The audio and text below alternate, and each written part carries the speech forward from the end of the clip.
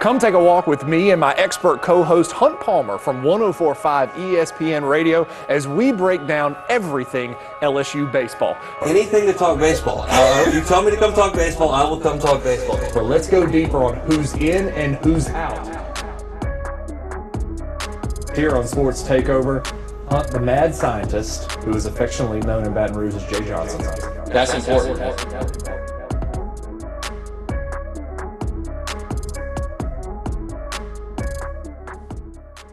I'm happy they won, and nobody wants to do that more than me on the planet, in any sport, at any school. So we're good there. Probably the next couple months we're going to be talking about another second-year LSU head coach that's going to be hoisting a national championship trophy if all things go to plan. Welcome into the newest edition of Sports Takeover. Matt Trent alongside Hunt Palmer of 104.5 ESPN Radio. Look, this is a baseball-centric show, but we would be remiss to not mention the fantastic job LSU women's hoops did in Dallas over the weekend, taking home their first national championship. A little quicker than we thought. I think we all thought they were going to get here, but they did it a little bit more quickly than we may have anticipated. I said this right when they hired Kim Mulkey. I said there are very few sure things in college sports, but she was a sure thing to come here and have success, and it happened immediately. Yeah, and the just like you said, the way they've done it from the very beginning, one of the themes this year was piece it together.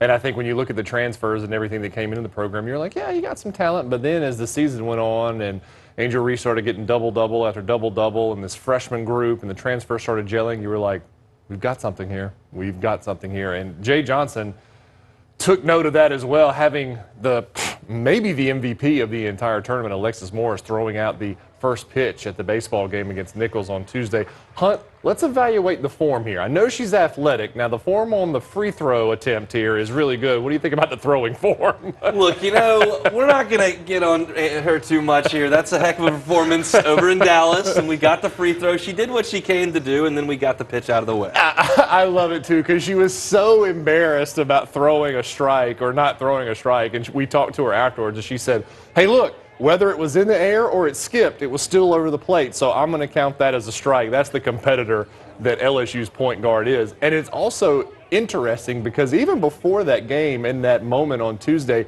Jay Johnson had his own run-in with Alexis Morris before both of their seasons even started. As far as the story, this was like September of not this year, last year. I was down on College. I think I was at College Avenue. I was at Starbucks, and I looked over and just saw this young lady, definitely was an LSU student athlete, like could tell right away. And she looked like she was having an issue with her car. And so I just said, hey, you okay? Can I help in any way? I introduced myself, like who I was. And she ran out of gas. So we drove over to Walmart and got her a gas can and put gas in her car, and she was on her way. So that was that. So she's been my favorite player. I didn't even know if she was like the star or like. She told me a little bit about her story, and my wife a little bit about her story, about bouncing around. But yeah, so yeah, I just had the idea as the game was going on, like we wanted to invite her out to throw out a first pitch. I didn't know it was going to be tonight or next weekend, but with that crew, like you throw it out there, they figure out how to finish the alley-oop. So I'm glad we got her here, and that was a lot of fun. Jay Johnson always has the answers, right? I love that. And also, Alexis says she has a background in softball. She played it growing up, but it was the only sport in her entire career that she quit. Look, she was spectacular over the weekend. I mean, to go in 6 for 6 in the fourth quarter. She was the closer in that game. We're doing baseball stuff here. She was Mariano Rivera. They had the lead. They just gave her the basketball, spread the floor, and said, hey, go finish it, and she never missed a shot. And let's talk about LSU women's program compared to LSU baseball, because I think the meteoric rise right now, both of these are very similar, right? I mean, we haven't gotten to the end of baseball, but we're seeing this season trending in the right way. Is there something to be said for growing a program maybe too fast? I don't think so. In this day and age, it's really not even that much about program building. It's about team building with the transfer portal. You're going to have people transfer out. You're going to have people transfer in that are huge contributors, whether that's Angel Reese for LSU women's or that's Tommy White and Paul Skeens for LSU baseball. It's just the way that the transfer portal has made this thing go. And so you may have a great team the next year, but a lot of people may leave. A lot of people may come back. You got to go in the transfer portal and go pull some new people in. It's very much a different age, and in terms of the program with LSU, Jay Johnson says, yeah, it's different, and yeah, we're doing things a little bit differently, but he looks at this program and the future the same as always? I don't think in those terms at all. I do know this, like the days of you win just because you're at a certain school, those are gone.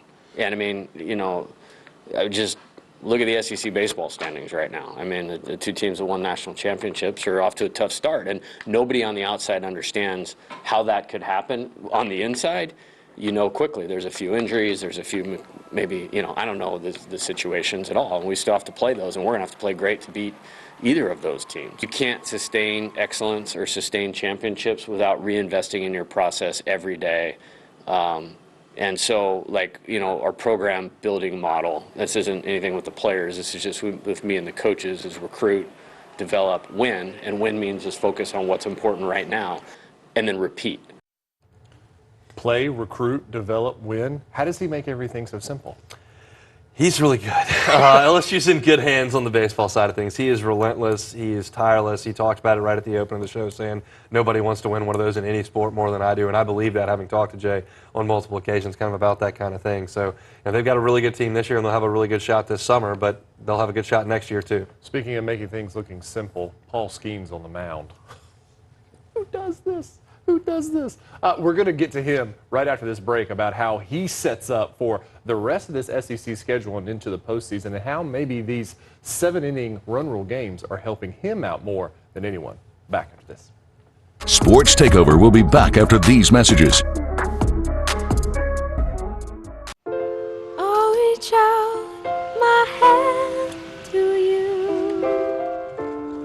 I'll have faith in all you do. Just call my name and I'll be there. Just call my name and I'll be there. Hi, I'm Peyton Murphy. Where you get your forecast matters. The team to trust for an accurate 7-day forecast is the Storm Station. WBRZ News 2, sponsored by the Murphy Law Firm. Your lawyer matters.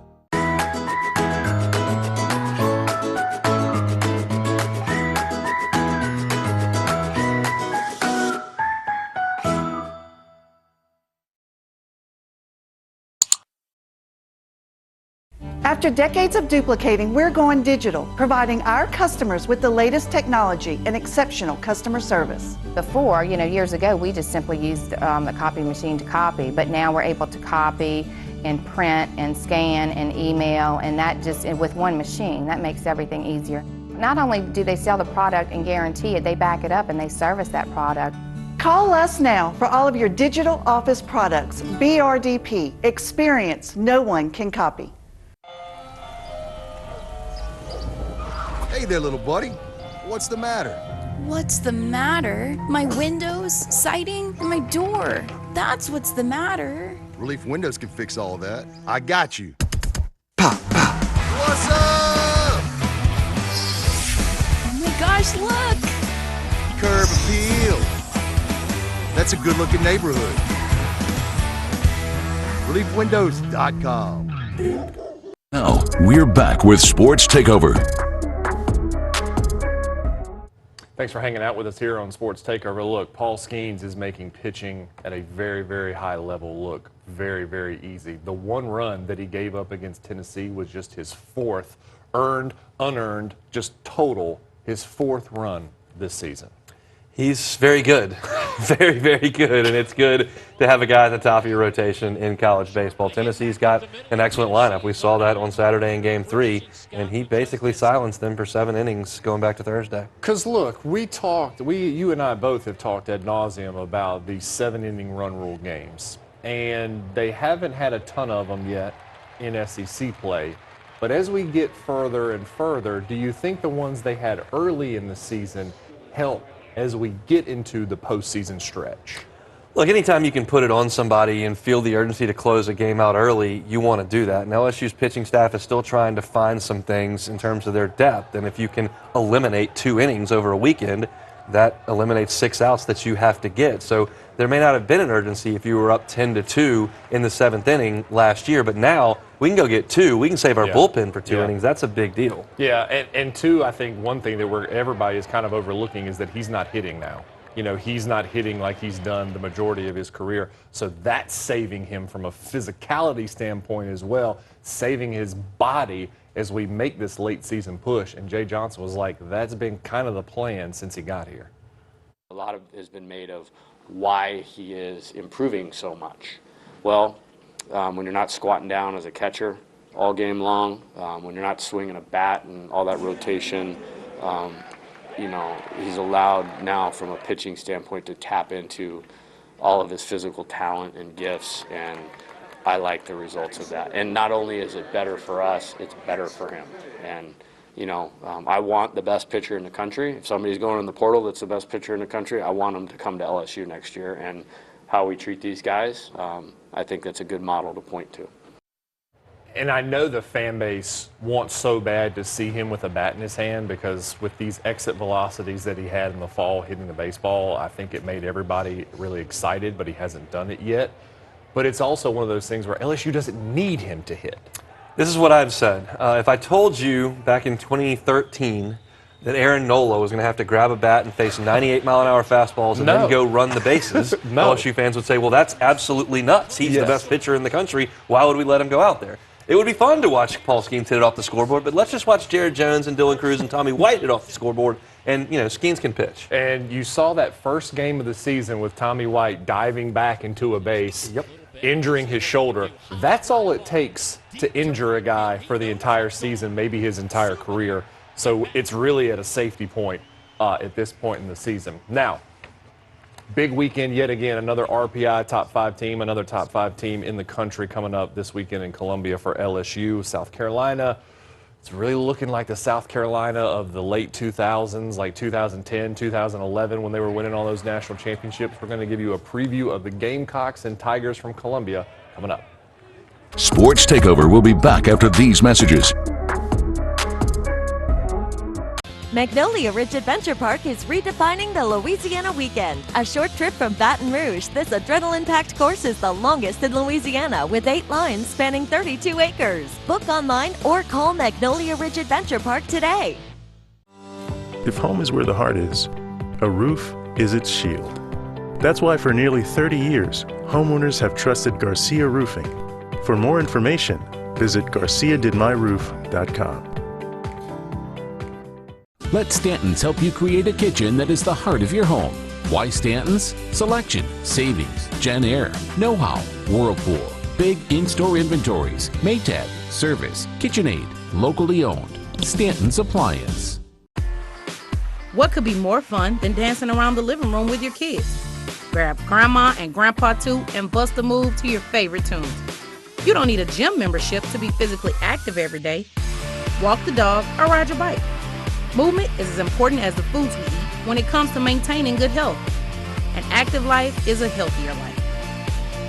A message from the LSU Ag Center and Southern University Ag Center. These institutions are equal opportunity providers. Let Stanton's help you create a kitchen that is the heart of your home. Why Stanton's? Selection, savings, Gen Air, know-how, Whirlpool, big in-store inventories, Maytag, service, KitchenAid, locally owned. Stanton's Appliance. Why did I call Garcia? It was about trust. Garcia has been in the business for a long time, and these are the people who have built their trust in the community, and I knew that Garcia were the right people for my job. I'm Chef John Falls, and Garcia did my roof. Speed up and slow down at Magnolia Ridge Adventure Park. Bundle an animal encounter tour with your ziplining adventure and save sloths, otters, kangaroos, and more. Book online or call today. Magnolia Ridge Adventure Park, redefining the Louisiana weekend. Now, we're back with Sports Takeover. Should be another great weekend against a top 5 RPI team. Seems like that's all we've had and are going to have for about a month. That's what you sign up for, you know, when you come to the SEC, when it comes springtime. Matt Trent with you, with Hunt Palmer. This South Carolina team this year really kind of feels like the South Carolina Ray Tanner-led teams back in the 2009s, 10s, 11s, when they were going to Omaha every year and winning national championships. You see any similarity, and you see South Carolina getting back to the glory days? That's easier said than done because they were real good. They got to that championship series 3 years in a row under Ray Tanner. This team right now looks really good on paper. You're talking about a team that's got 4 guys that have hit double-digit home runs. One's out this weekend, but some gaudy pitching statistics as well, and they've got a really good SEC record thus far. However, they've played Missouri and Mississippi State and Georgia, who aren't very good. So this is going to be a prove-it situation for South Carolina against an LSU team that we know is good. LSU has been battle-tested. South Carolina gets that this weekend. Yeah, and it was a really kind of the schedule is backloaded a lot. It was very similar to LSU's. The non-conference schedule wasn't great, as you see by that overall record of 27-3. They did lose one game to Clemson, which is always a huge series, no matter how both of those teams are doing.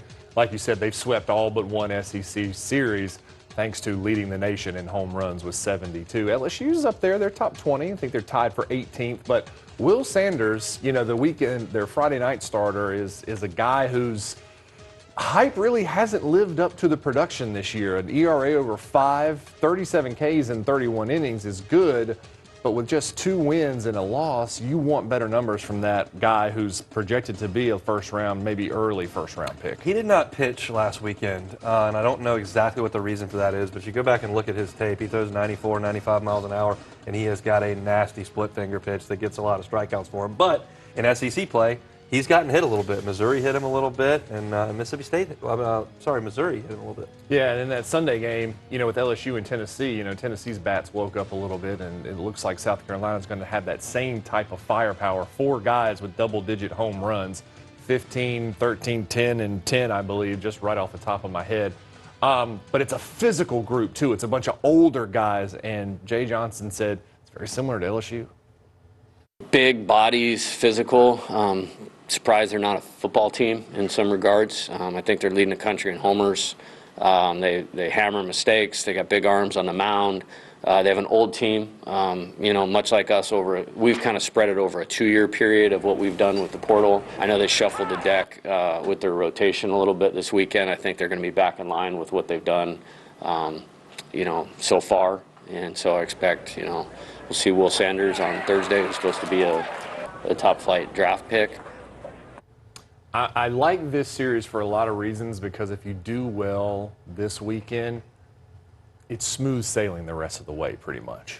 Yeah, Kentucky's got a gaudy record. I don't think they're that good. No, we'll talk about that next week. And then you've got a lot of Georgias, and you got a lot of Mississippi States and Ole Misses and Auburns and teams that haven't been great, as you see on the screen right there. So yeah, a big weekend for LSU to go on the road and continue to put wins away, and you're just trying to get to 20 in SEC play. They're on pace right now. I know you're not big on Alabama looking at this board. These are the SEC records on the right, but I think really that one and Kentucky are the only 2 that stand out to me, and I'm not even worried because look at all the 1-8s on that screen. You got to go to Oxford, they're going to be a desperate team by that point, and that can always be a tough place to play. They're baseball games. You never quite know, but you mentioned Alabama. They've got a couple of nice starters at the front end, but I don't think they're a great team. So there's a lot of opportunity for LSU to win a lot of baseball games moving forward, and we anticipate that they're going to get to that 20 mark and be a top 8 seed, and the road to Omaha goes through the box at that point. You always say it's the race to 20. It's the race to 20, but what a fall from grace for Mississippi State and Ole Miss. I mean, good Lord, the pinnacle of college baseball is now 1-8, both of them in SEC play. Tough scene out there in the Magnolia State. Not a tough scene for Tommy White. We just went from Paul Skeens, who's making pitching look easy. How about the big man just going backside every single game, it seems like? We're going to get you updated on what makes his power so special after the break. Sports Takeover will be back after these messages. At Lane Regional Medical Center, our extraordinary nurses are making a difference in the lives of others. Well-trained and experienced, they work as a team to ensure excellent care and patient safety. Carefully monitoring and caring for each patient throughout the day and night, they are defined by their knowledge and skills, kindness and compassion. At Lane, our nurses strive to make each day a better day for our patients and their families. Care you can count on. Lane Regional Medical Center. Look for this seal and know that you're dealing with a company that honors promises, builds trust, advertises honestly, and embodies integrity. Visit bbb.org to shop confidently with trustworthy businesses like A. Acadian Assurance, Door Renew, Koala Insulation of Baton Rouge, Mr. G's Home Improvement, Red Stick Roofing Specialists, Schneider Wholesale Outlet. And now, Knitting with Kelly. Is this the unveiling? Well, it's the unveiling. We've been waiting for it. Next live, Harrison Ford from 1923 and Madeline Klein. Ladies, gentlemen, kids, families, pets. There it is. Tomorrow at 9 on WBRZ2. I'm Sylvia Weatherspoon. To make a difference, and WBRZ are here to remind you of the positive impact happening in our community. We highlight the people and organizations changing the community for the better. To make a difference, making sure you end your week on a positive note. Watch To Make a Difference with Sylvia Weatherspoon. Friday on News 2 at 10. Know someone we should highlight? Send your story to sylvia@wbrz.com. Sponsored by Dudley DeVosier. Proudly supporting difference makers. No moment is too big or too small for the WBRZ investigative unit, because 2 is on your side. These moments shape the future of our capital city. WBRZ, Baton Rouge's best in-depth investigative reporting. Now, we're back with Sports Takeover.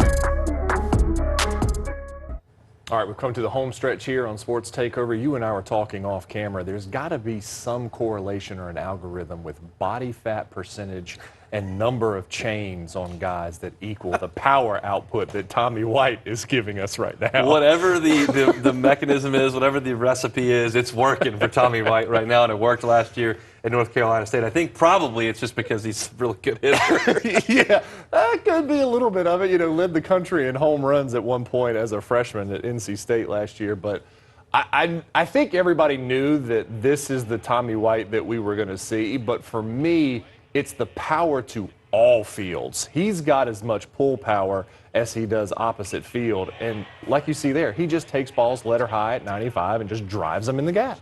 He's always been a really good opposite field hitter. That's the first thing when I saw him in the transfer portal and I saw he was looking at LSU, I went and looked at the North Carolina State footage, and he's just driving baseballs out of the yard to center field into the opposite field. You see it right here. That is the Tommy White special. Every once in a while, he'll get the bat head out and pull it into left field, but far more often, he's comfortable sitting back, letting his quick hands do the work, and he's plenty strong to get it into the seats to right field. The souvenirs that he's given the students in right field is just undeniable. I mean, you look at it, and he's done it.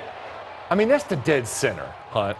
You think he knew he got it, or you think he was waiting to see? I think he was waiting to see. I think he had a pretty good idea of where that ball was going. But it's crazy because he's very much like Dylan Cruz, Trey Morgan. They have such good approaches in general, which makes their, you know, he hits the ball like this on 2 strikes, too. He hits the ball like this when he's behind in the count.